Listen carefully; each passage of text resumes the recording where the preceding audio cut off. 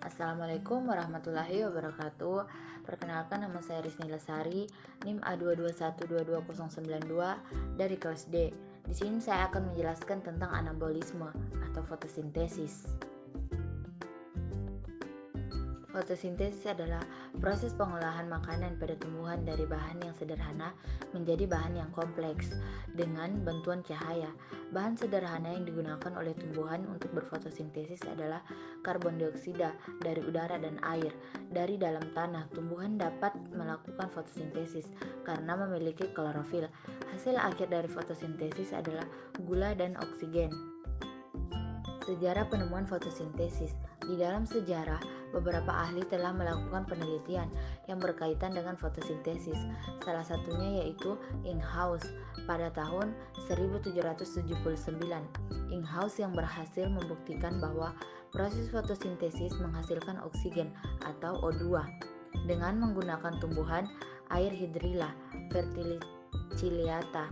Beliau dapat membuktikan bahwa cahaya dapat berperan penting dalam proses fotosintesis dan hanya dapat melepaskan oksigen. Kemudian ada faktor-faktor yang mempengaruhi fotosintesis. Yang pertama ada cahaya matahari. Sinar matahari atau energi cahaya bertugas untuk menyempurnakan fotosintesis. Cahaya matahari yang cukup diperlukan agar fotosintesis berlangsung dengan efisien. Yang kedua ada klorofil. Klorofil atau zat hijau daun berfungsi untuk menangkap cahaya matahari atau energi cahaya yang terjadi pada tumbuhan. Semakin banyak jumlah klorofil dalam daun, maka proses fotosintesis berlangsung semakin cepat. Yang ketiga, konsentrasi karbon dioksida. Semakin tinggi karbon dioksida di udara, maka laju fotosintesis semakin meningkat. Yang keempat ada air. Ketersediaan air mempengaruhi laju fotosintesis karena air merupakan bahan baku dalam proses ini. Yang kelima ada suhu. Pada umumnya semakin tinggi suhunya, laju fotosintesis akan meningkat. Begitu pula sebaliknya, namun bila suhunya terlalu tinggi, fotosintesis akan berhenti karena enzim-enzim yang berperan dalam fotosintesis rusak.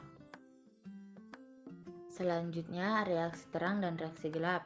Reaksi terang disebut juga dengan reaksi cahaya karena terjadi konversi energi cahaya, kemudian energi kimia, dan menghasilkan oksigen. Reaksi terang terjadi pada grana, yaitu dalam membran tikaloid, cahaya air absorpsi oleh klorofil dan digunakan untuk membuat ATP dan NADPH. Reaksi terang tidak bergantung pada suhu, tetapi bergantung dalam cahaya. Reaksi gelap atau siklus Kelvin terjadi pada permukaan membran tilakoid di dalam stroma.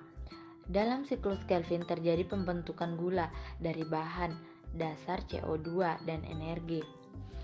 Energi berupa ATP dan NADPH yang digunakan dalam siklus Kelvin diperoleh dari reaksi terang, dinamakan siklus Kelvin untuk menghormati jasa penemunya, Malvin Kelvin. Reaksi gelap tidak berlangsung pada cahaya, tetapi bergantung pada suhu. Cukup sekian video dari saya. Saya ucapkan wassalamualaikum warahmatullahi wabarakatuh.